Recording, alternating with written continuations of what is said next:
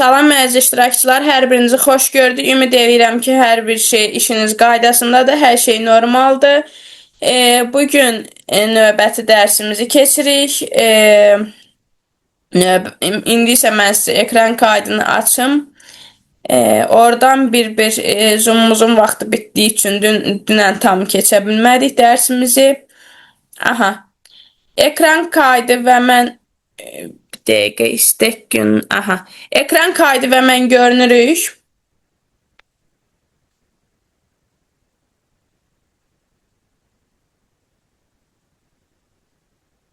Aha, ümid edirəm. Bəli, bəli. Buyurun. Aha, çox sağ olun Rəfiqə xanım. Vakansiya və elan hazırlığında qalmışdıq dünən. Mən qısa xatırlatma bildirim. Biz ikinci PDF-imizə keçmişdik. Yox, bir dəqiqə. Aha. İkinci PDF-imizə keçmişdik və ikinci PDF-də ilk mövzumuz nə idi? Mövzumuz nədir? İşə qəbul prosesinə baxış. Qısa bir özət verim, ondan sonra keçək ikinci mərhələyə. İşə qəbul prosesi bir təşkilatın uğurunun əsas sütunlarından biridir. Başlıqları deyirəm, izahın dünənki ekran kaydında var, istəyən olsa oradan izləyə bilər. Və bu proses yalnız vakansiyanın doldurulması deyil, həm də doğru namizədi seçmək bacarığıdır. Müasir iş dünyasında seçmə mərhələləri daha strateji və analitik yanaşma tələb edir. İşə qəbul HR komandalarının, rəhbərliyin və bəzən komanda üzvlərinin birgə qərarı ilə həyata keçirilir. Bu təqdimatda elan yerləşdirmədən tutmuş müsahibə mərhələlərinə qədər bütün addımları araşdıracağıq. Və mən keçən dərsimizdə, testimizdə daha doğrusu iki mövzunu sizə izah edəcəyim. Ondan sonra unutdum qrupa göndərməyi. İndi onu səsli şəkildə təlimimizin vaxtına bir 10 dəqiqə qalmış, təlimimizin bitməyinə 10 dəqiqə qalmış. Bu PDF-i dayandıracağım, bu slaydı dayandırıb o həmin keçəcəyimi, izah edəcəm. Ondan sonra onu PDF şəklində qrupda paylaşacağım. Biri kipin izahıydı. Kipin açılımı və izahıydı. Testi seçdik məntiq olaraq, amma sizə izahın keçmədiyim üçün onun izahını göndərəcəm. Bir də bias sözünün izahını və nə demək olduğunu, harda istifadə olunur, neçə növ olduğunu sizə bildirəcəm. Və qısa bir şəkildə onu deyim ki, bizim seçdiyimiz cavablar doğrudur. Yəni, daha doğrusu sizin seçdiyiniz cavablar doğrudur. Sadəcə biri var izahın bilmək, biri var məntiqi cəhətdən bilmək. İndi isə sizə o axır 10 dəqiqə qalmışda məntiqi cəhətdən izahımı verəcəm. Aha, ondan sonra istəmədim orada qırıqlıq qalsın. Dedim ki, indidən deyim, ondan sonra birdən təlim arasında unudaram. Aha, ondan sonra HR komandalarının rəhbərliyin və bəzən hətta komanda üzvlərinin birgə qərarı ilə həyata keçirilir. İşə qəbul prosesindən gedir söhbət. Və bu təqdimatda elan yerləşdirmədən tutulmuş müsahibə mərhələlərinə qədər bütün addımlardan danışacaq. Bütün addımları araşdıracaq və o haqda sizlə bölüşəcək. Və məqsədimiz nədir? İştirakçılara, yəni ki, sizə bu prosesi peşəkarcasına planlama və icra etməyi öyrədəcəyik. Keçdik ikinci PDF-in ikinci slaydına. Vakansiya elan hazırlığı nə deməkdir? Vakansiya elanı işə qəbulun ilk və ən vacib addımlarından biridir. Yəni ki, bir insanla mən ilk dərsimizdə də izah eləmişdim. İlk dərsimizdə tanışlıq mərhələsində hələ izah etmişdim ki, vakansiya hazırlayan zaman nələrə diqqət etmək lazımdır? Məsəl üçün, CV-yə nə yazırsınızsa, vakansiyada o yazılmalıdır. Məsəl üçün, elə işlər olur, məsəl üçün, qorumadır, security'dir, nəzarətçi, yəni belə deyim, polis tipli nəzarətçilər iki növ vakansiya olaraq hazırlamaq olur. Birincisi, yaşı, boyu və polisliyi bitirmiş və təcrübəli nəzarətçi, yəni security yazmaq, polis tipli nəzarətçi. O daha çox tələb olunur, banklardır, sonra mühafizə tiplilər.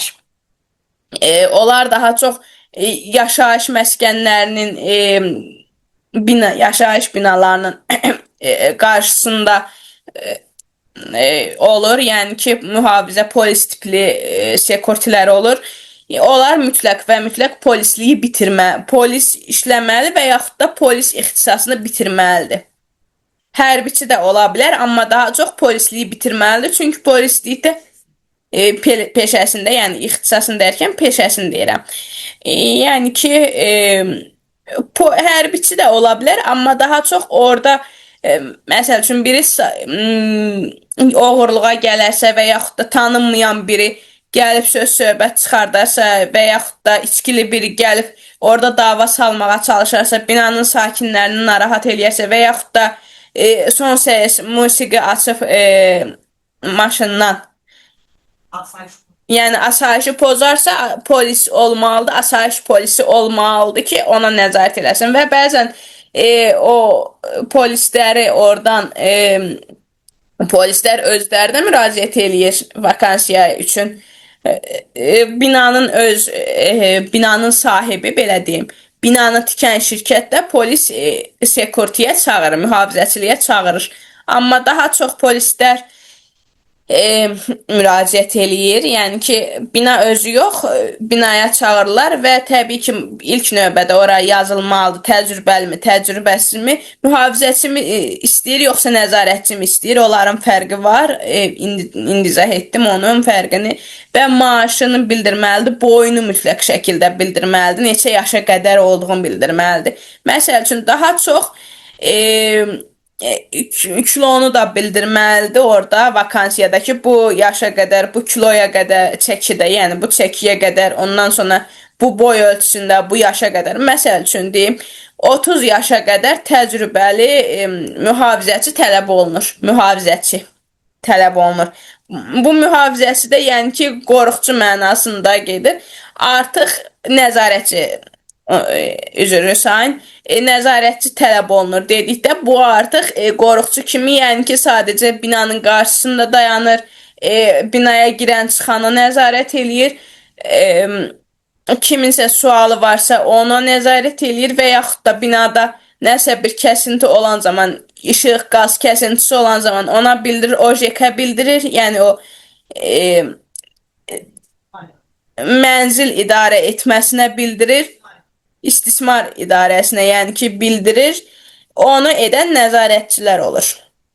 Və amma mühafizəçi dedikdə, polis tipli nəzarətçi dedikdə, o artıq bir tık daha çox şey tələb olunur ondan və mütləq maaşı yazılır. Məsəl üçün, o biri nəzarətçilərə nəzarətçi tələb olunanda yazılır ki, məsəl üçün 500 manat, 600 manat növbəli dəyişimlə, məsəl üçün 8-dən axşam 8-ə qədər, axşam 8-dən səhər 8-ə qədər. Yəni ki, o orada bilindirilir. Amma mühafizəçi olanda o sekurtidə yazırlar. Sekurti güvənlikdir. Yəni ki, hər iki artıq bu sekurtini yazaraq güvənlik mənasındadır. Bu güvənliyi yazaraq artıq hər iki tərəfdən də gələ bilərlər. Yəni bölmələrə ayırmır.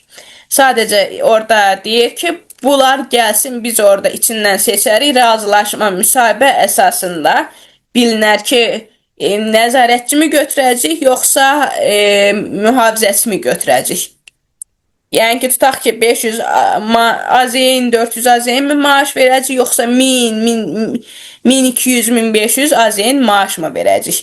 Və o cür o vakansiya hazırlayan zaman gələn CV-lərin əsasında onun işlədiyi yerin maaşını və iş mühitini nəzərə alaraq həmin o əməkdaşdan istəyir mühafizəçi olsun, istəyir həkim olsun, istəyir aşbaz olsun, istəyir psixoloq olsun, istəyir SMM olsun, istəyir kompüter mühəndisi olsun, yəni proqramist olsun və yaxud da istəyir fövqəladə hallar olsun, istəyir hüquqşünas vəkil olsun. Yəni, hansı sahədən olsun, istəyir kassir olsun, satıcı olsun, onlar hansı sahə olsun və adını çəkmədiyim bir çox sahələr var. Onlardan artıq keçmiş iş təcrübəsi haqqında məlumat soruşmalıdır. Səhv tutmaq üçün yox, sadəcə onu soruşmalıdır ki, o keçmiş işində, yəni əvvəlki işindən bura nə üçün gəlmək istəyir və yaxud da bəlkə yer məsafəsi fərqi var. Yəni sizin işiniz onun keçmiş işindən daha yaxındır evinə və yaxud da maaş sizin maaşınız oradan daha yüksəkdir və yaxud da prestijini artırmaq istəyir. Yəni iş təcrübəsini artırmaq istəyir və yaxud da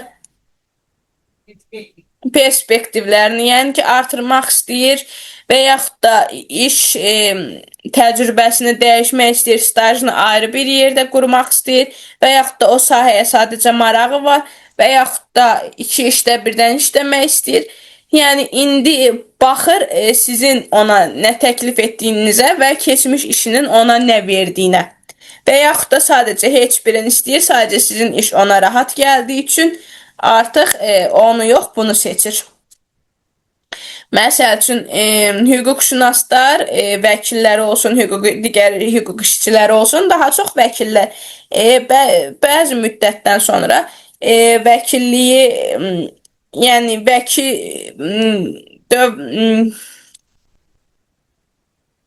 Vəkillər bürosunda, vəkillər kollegiyasında işləməyib insan resursları olaraq, HR olaraq ixtisasın, vəzifəsinin işini dəyişə bilirlər. Çünki onlar ikisi eyni yan-yana sahə olduğu üçün, bacı və yaxud da qardaş sahə sayıldığı üçün ondan avtomatik olaraq ona keçid eləyə bilir. Yəni keçid etməlidir, yox, sadəcə keçid edə bilir. O artıq həmin insanın özündən asılıdır. Və yaxud da sosiologiya oxuyan, bitirən bir şəxs, sosiolojini bitirən bir şəxs bu sahələrdən hər birini işləyə bilər. Yəni ki, HR olaraq işləyə bilər, psixoloq kimi işləyə bilər, sonra mühasibat kimi işləyə bilər, iqtisadi biliklərini artıraraq işləyə bilər. Ondan sonra SMM olaraq o qədər yox, o sadəcə sonradan kurs öyrənilərək qazanılmış qabiliyyətlərdən, peşələrdən, ixtisaslardan biridir. Yəni bir də əvvəlindən onun SMM-liyə fitri istedadı olmalıdır. Ki əvvəldən o sahə üzrə marağı olsun, biliyi olsun ki, kursu bitirdikdən sonra belə daha rahat, sərbəst şəkildə işləyə bilsin, montaj edə bilsin, sonra paylaşım saatlarını bilsin, reklam ödənişlərini idarə edə bilsin. Çünki Ins Ads var. Bəlkə də mən adını səhv deyirəm. Instagramda Ads bölməsi var. Orada reklamın ödənişlərini idarə etməlidir. Yəni ki, vakansiya qoyan zaman, vakansiya yaradan zaman onlara nəzarət olunmalıdır. Onlara mütləq diqqət edilməlidir. Məsəl üçün, siz bir SMM işə alırsınız. İndi axırda axır təlimimizdə vaxtımız qalarsa, mən 2 dənə iş mərhələsi. Yəni biriniz HR olacaqsınız, biriniz işə müraciət edən əməkdaş olacaqsınız, biriniz işə qəbul edən şəxs olacaqsınız, biriniz də daha ona nəzarət edən kənardan nəzarətçi, mühafizəçi və yaxud da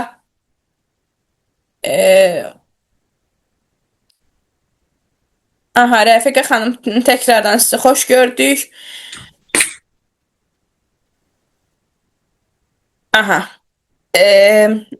O SMM vakansiyasını yox. Onu yaradan zaman diqqət etməlisiniz. Onları deyəcəm. Bir də axırda ən sonki dərsimizdə sondan bir sonrakını eləyəcəm. Çünki əlavə 2 dərs edəcəm. O 2 dərsini də mən ancaq işə qəbul mərhələsini, işə qəbul prosesini izah eləyəcəm praktiki şəkildə. Düzdür, onlayn olacaq, amma praktiki şəkildə olacaq. Məsəl üçün, biriniz vakansiya yaradan zaman siz tutalım bir HR-sınız və yaxud da öz şirkətiniz var. Öz şirkətinizin, şəxsi şirkətinizin HR-sınız və yaxud da hansısa bir iqtisadi şirkətin HR-sınız. Onu siz öz indiki ixtisasınıza uyğun seçəcəksiniz. Onda təbii ki, mən sizdən ya qrupdan soruşub istəyəcəm onu, hansı ixtisas sahibisiniz və ona aid kiçik mətni hazırlayacaqsınız. Tutaq ki, biriniz 3-cü qrupu bitirmişsiniz, biriniz 2-ci qrupu bitirmişsiniz, biriniz 1-ci qrupu bitirmişsiniz, biriniz həkimliyi bitirmisiniz, 4-cü qrupu bitirmisiniz. Bəziləriniz ola bilər 5-ci qrupdakı hansısa bir sahəni, incəsənəti və yaxud da digər ixtisaslardan birini bitirmisiniz. İndi onları siz mənə zəhmət olmasa qrupda və yaxud da şəxsidə bildirərsiniz ki, hansı ixtisas sahibisiniz, ona uyğun mən qrupda sizə köməklik edərək o praktiki mərhələni hazırlayaq. Məsəl üçün, siz soruşacaqsınız ki, 5 il sonra özünü harda hiss eləyirsən və yaxud da buradan gözləntin nədir? Mən birinci mərhələni sizlə edəcəm, özüm HR olaraq sizi qəbul etmə prosesi hazırlayacağım və kiçik də özünüz haqqında məlumat hazırlayarsınız, CV yox, sadəcə özünüz haqqında məlumat, çünki burada rəsmi iş qurumu deyil ki, mən sizdən ciddi şəkildə bir CV istəyim. Yəni sadəcə tanıtım və kiçik maket kimi CV nümunəsi hazırlayarsınız ki, necə CV hazırlanmaq lazımdır və yaxud da orada nələri qeyd etmək lazımdır, onları qeyd edərsiniz. Və hazırlaya bilməyənlər də olsa, mən indi sizə burada təlimdə CV-ni göstərərəm. Orada düzdür, bəzi şəxsi yerləri qaralayıb onu göstərirəm. Siz də özünüzün sadəcə şəklini qoyacaqsınız orada. Ondan sonra hansı universiteti bitirmisiniz, hansı ixtisası bitirmisiniz və neçənci ildə qəbul olmusunuz filan, bu qədər məlumatları yazacaqsınız. Yaşınızı, hobilərinizi.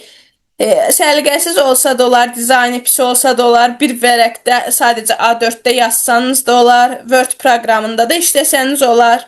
Yəni ki, sadəcə orada kiçik bir şəkliniz bilməlisiniz, sadəcə olaraq bilməlisiniz ki, CV necə hazırlanır.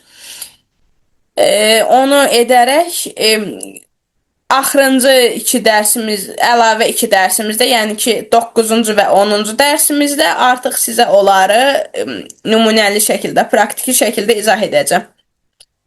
Məsəl üçün, SMM-i işə götürəcəksiniz. Bayaq mən onu deyirdim, onu deyəndə yadıma düşdü. SMM-i siz işə götürəcəksiniz. SMM götürdükdə işə və yaxud da siz SMM olaraq müraciət eləyəcəksiniz. Siz SMM olaraq o şirkətdən nə gözləyirsiniz? Yəni ki, konkret bir düşüncəniz nədir? Məsəl üçün, sadə reklamları mı idarə etmək, yoxsa sadə canlıları mı idarə etmək, yoxsa akım mahnıları ilə, trend mahnıları ilə videolar çəkib onu trend edib daha çox takipçi mi qazandırmaq, yoxsa büdcəni mi artırmaq, yoxsa sizin öz maaşınıza əlavə bonuslar, premiyalar mı əlavə etmək? Onu şirkət sizdən vakansiyada yazır və siz də o vakansiya üzrə ora müraciət edirsiniz. Məsəl üçün, orada qeyd edir ki, çəkilişlər etməlidir, canlılar etməlidir, canlılarda çıxış etməlidir, videolar hazırlamalıdır, trend mahnısının həm səhifəmizin takibini artırmalıdır, izləyicisini, yəni. Həm qazanc əldə etdirməlidir, amma bonus verilmir. O, yəni ki, maaş tutalım 500 manatdır və yaxud da 700 manatdır. Və işlə tutalım, siz Xırdalanda yaşayırsınız, o işdə Koroğluda və yaxud da Hövsandadır. Yəni, çox uzaq bir yerdə. Yəni, siz də təbii olaraq o nömrəyə yazırsınız və yaxud da ora CV göndərdikdən sonra oradan sizdən e-maildən geri dönüş gəlir və o geri dönüşdən sonra siz ondan deyən zaman ki, biz sizə zəng eləyib görüşə çağıracaq və həmin nömrə zəng edən zaman siz deyirsiniz ki, ilk növbədə olar, mən sizlə görüntülü şəkildə danışım, mən məsələmi sizə izah eləyim, konkret şəkildə iş görüşməm yaxşı keçərsə, yəni olumlu olarsa mən gəlim ondan sonra sizlə işə başlayım.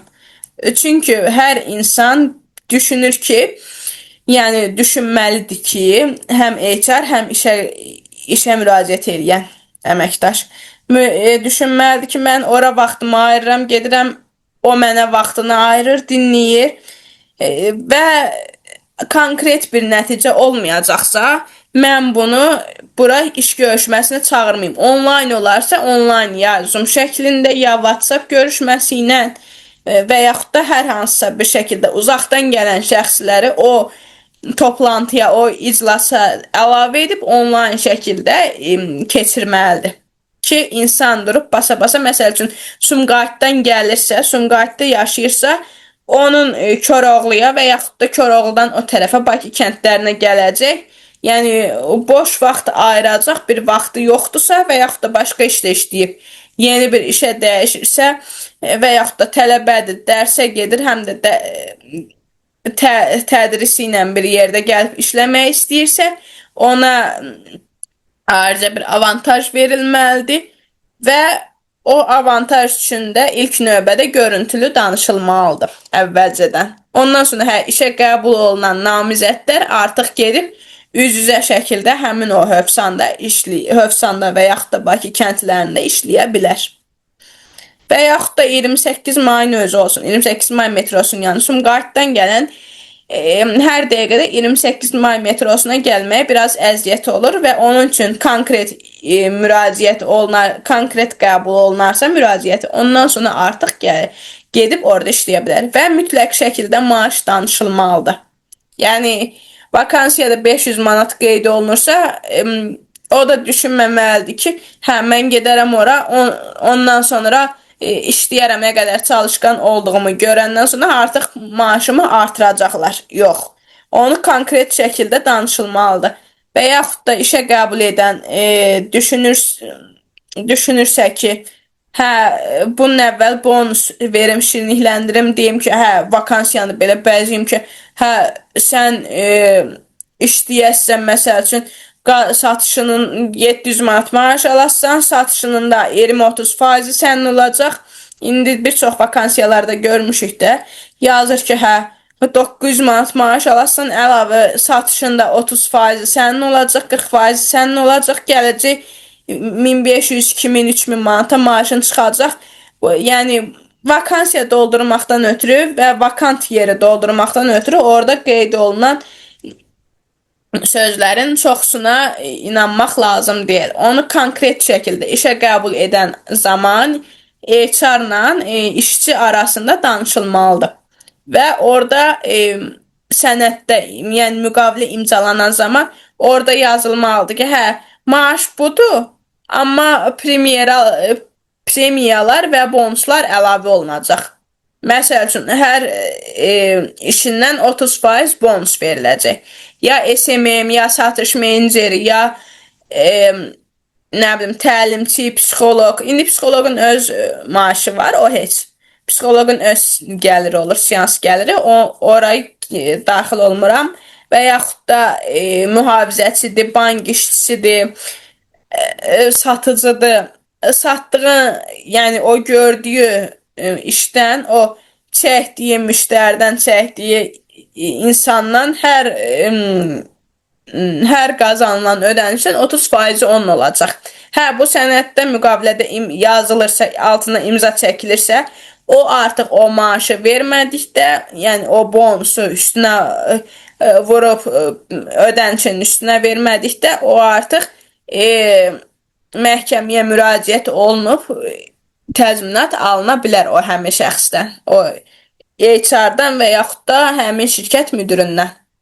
Və bir şey də qeyd etmək istəyirəm. Yəqin ki, eşitmişsiniz hamınız net və gross. Onu əslində bizim mövzunun içində deyildi, amma mən yenə də qısa şəkildə izah edim. Net konkret sizin kartınıza oturan maaşdır. Gross'da orada yazılar, məsəl üçün, çox şirkət onu bilindirmir. Yəni ki, 2500 manat maaş yazır, tutalım. Amma sizin gəlib əlinizə çıxır, tutalım 500 manat, 300 manat. Siz də onu artıq narazı olursunuz və deyirsiniz ki, mənim maaşımı kəsdi və aylarla, bəlkə də illərlə oturub gözləyirsiniz ki, hə, hər ay kəsdiyi 2000 manatı mənə axırda toplu şəkildə verəcək. Xeyr, elə bir şey olduqda siz artıq onu birinci HR-a bildirməlisiniz. Ondan sonra o HR-a bildirdikdən sonra sizə dolğun və doğru şəkildə izahat vermədikdə siz onu müdiriyyətə bildirməlisiniz ki, baxın, vakansiyada qeyd etməyib. Vakansiyada qeyd edib ki, 2500 manat maaş alacaq. Və mən o yazıya əsasən müraciət etmişəm. Və o da sizə izah etməlidir ki, HR-ımızın yadından çıxıb, ora yazmalıdır net və gross. Bu sizin aldığınız 2500 manat grossdur. Yəni ki, oradan dövlət tərəfindən çıxışlar olur. Yəni ödəniş çıxıntıları olur. Və o hərəsinin hesablanma qaydası var və o hesablanma qaydasında artıq biz o təlimimizin mövzusu içində olmadığı üçün onu izah edə bilmirəm və vaxtımızın bitməsinə 10 dəqiqə qaldığı üçün mən bircə saniyəlik ekran kaydını bağlayıram. Yəni PDF-i bağlayıram. Çünki mən sizə o biri kipi izah edim və kiplə BIAS-ı izah edim.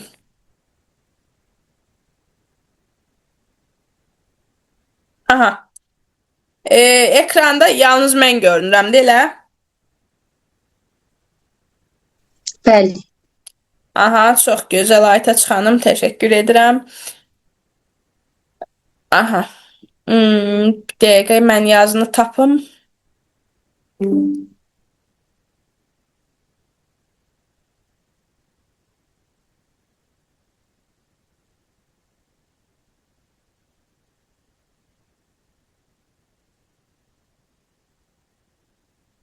Aha, mən indi ekran paylaşımını verə bilmirəm, amma yəqin ki, mən görünürəm də hələ də.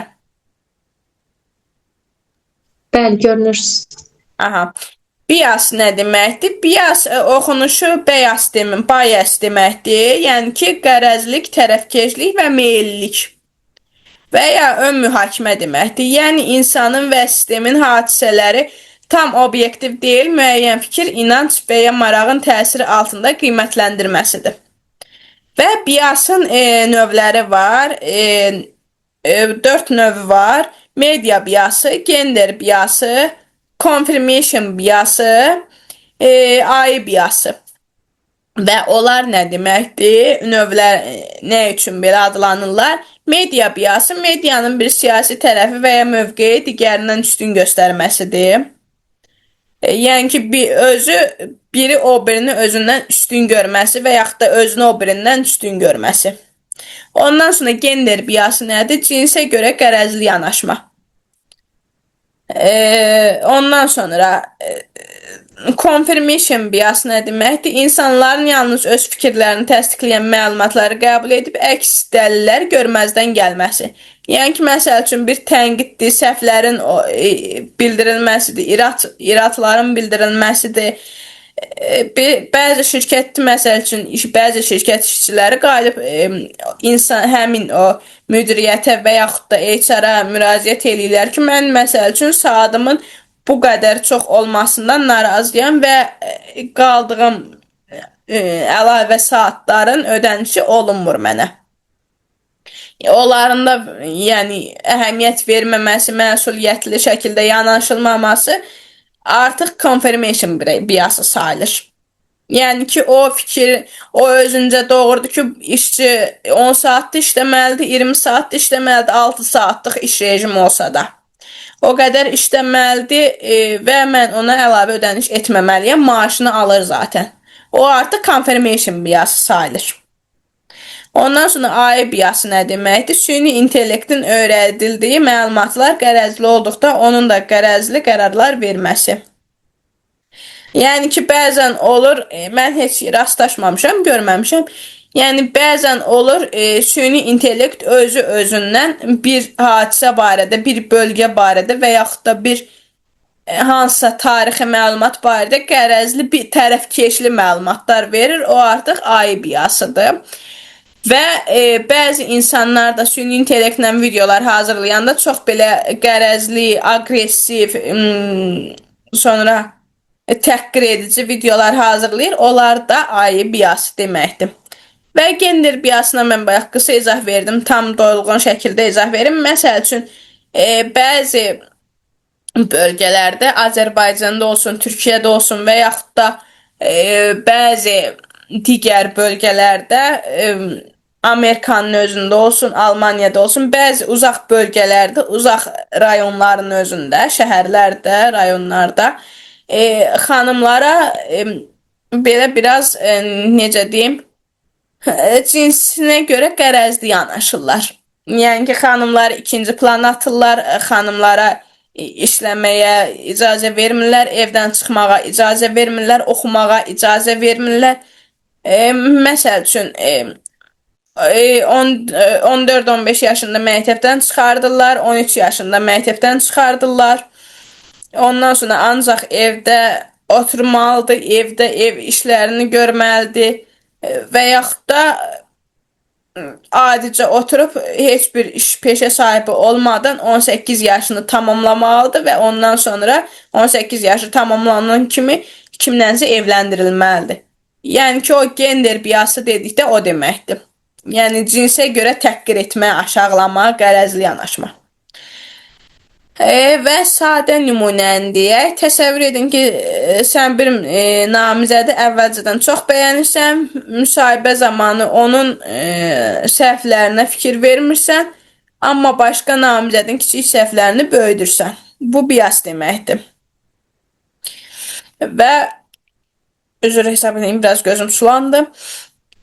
Və Azərbaycan dilinə uyğun qarşılıqlar nə deməkdir? Qərəz, qərəzçilik, tərəfkeşlik, ön mühakimə. Kontestdən asılı olaraq ön mühakimə deyir. Yəni ki, xüsusilə də psixologiya və elm araşdırmalarda bias ən çox qərəzli kimi tərcümə olunur. Yəni onu da qeyd edeyim. Və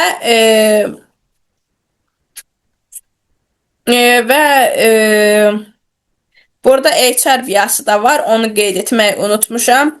HR biası da odur ki, yəni ki, bir insan işə qəbul olunur və yaxud da biri müraciət edir, sizin dostunuzdur və yaxud da sizin dostunuzun tanışıdır, qohumudur və yaxud da sizin qohumunuzdur.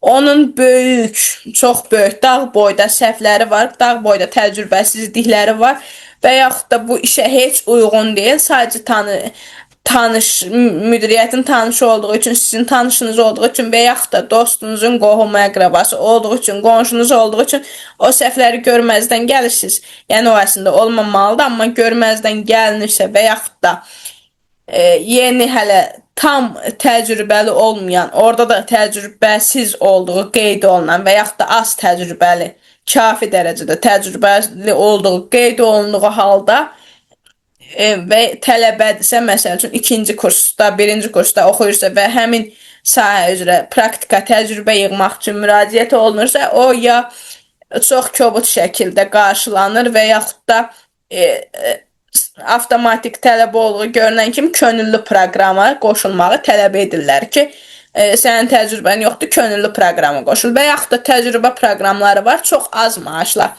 Məsəl üçün, digər işçilər 900-800 manat maaş alırsa, ona 300, 250, maksimum 350 olanı yoxdur heç. 300, ən belə maksimumdan 350 manat. Ən belə maksimum dərəcəsində 350 manat təklif edirlər. O da ya təcrübəsini artırmaqdan ötürü razılaşır və əlavə qazanc əldə etməkdən ötürü ya razılaşır, ya da ki, çıxır başqa iş axtarır, başqa işdəki HR-da o cür edir. Daha çox onu tələbələrə edirlər ki, yəni təcrübəsi yoxdur. Onu avtomatik könüllü yazdırıb ona verəcəyimiz ödənişi qalar özümüzə. Yəni, daha çox HR-lar o cür düşünür.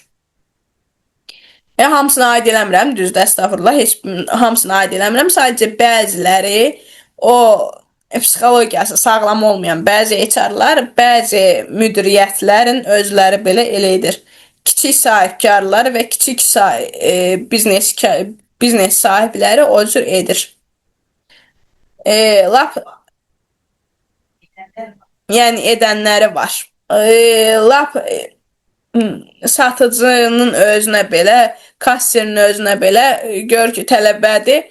Yəni o cür kobud yanaşanlar var. KIP-in izahı nədir? KIP nə deməkdir? Açılımını deyim. KIP, KPI, yəni ki, Key Performance Indication. indikator, belə deyim, yazılışı belədir, tələffüzü də indication'dır. Indicator. Əsas performans göstəricisi deməkdir. Yəni ki, bu nə deməkdir?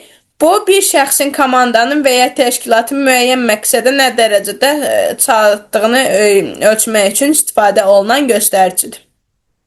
Zoom davam edir də, kəsilməyib.